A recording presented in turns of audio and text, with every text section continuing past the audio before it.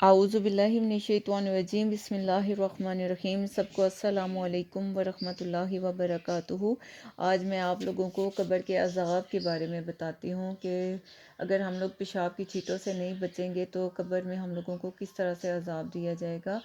فرمایا جاتا ہے کہ صحابی جنتی ابن جنتی حضرت عبداللہ بن عمر رضی اللہ تعالیٰ عنہ فرماتے ہیں کہ ایک مرتبہ میں سفر پر تھا، راستے میں ایک جگہ رات ہوگی۔ میں نے وہ رات ایک بڑھیا کے گھر گزاری۔ اس گھر کے قریب ایک قبر تھی۔ میں نے قبر سے یہ آواز سنی، بولن وما بولن، شنن وما شنن، یعنی پیشاب کیا ہے، مشکیزہ کیا ہے۔ میں نے بڑھیا سے اس آواز کے متعلق پوچھا تو اس نے کہا، یہ میرے شوہر کی قبر ہے، اسے 2 گناہوں کی سزا مل رہی ہے۔ یہ پیشاب کرتے وقت پیشاب کی چھینٹوں سے نہیں بچتا تھا۔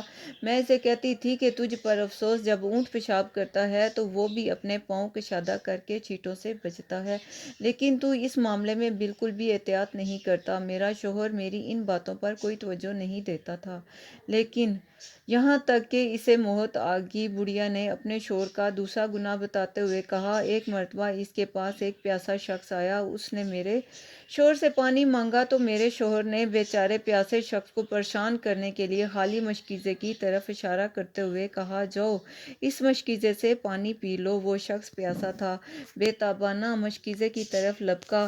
جب اس نے مشکیزہ اٹھایا تو اسے خالی پایا۔ پیاس کی شدت کی وجہ سے وہ شخص بے ہوش ہو کر گر گیا اور اس کی موت واقع ہو گئی۔ بڑھیا نے اپنی بات جاری رکھتے ہوئے کہا، جب سے میرا شوہر مرا ہے آج تک روزانہ اس کی قبر سے ایسی ہی آواز آتی ہے، یعنی کہ پیشاب کیا ہے، مشکیزہ کیا ہے۔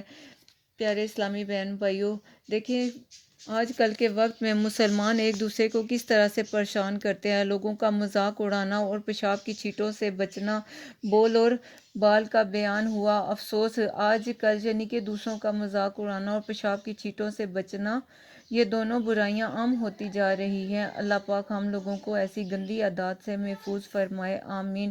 یاد رکھیے، خود کو پیشاب کی چھینٹوں سے نہ بچانا سخت گناہ ہے۔ غیب جاننے والے نبی کریم صلی اللہ علیہ وآلہ وسلم نے فرمایا، پیشاب سے بچو۔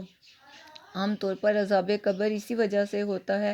حضرت قتادہ رضی اللہ تعالیٰ عنہ فرماتے ہیں، ہمیں بتایا گیا ہے کہ عذاب قبر کو 3 حصوں میں تقسیم کیا گیا ہے۔ 1/3 عذاب غیبت کی وجہ سے، 1/3 عذاب چغلی کی وجہ سے اور 1/3 عذاب پیشاب کی چھینٹوں سے خود کو نہ بچانے کی وجہ سے۔ اللہ تعالیٰ ہم لوگوں کو ان نجاست کی بیماریوں سے محفوظ فرمائے۔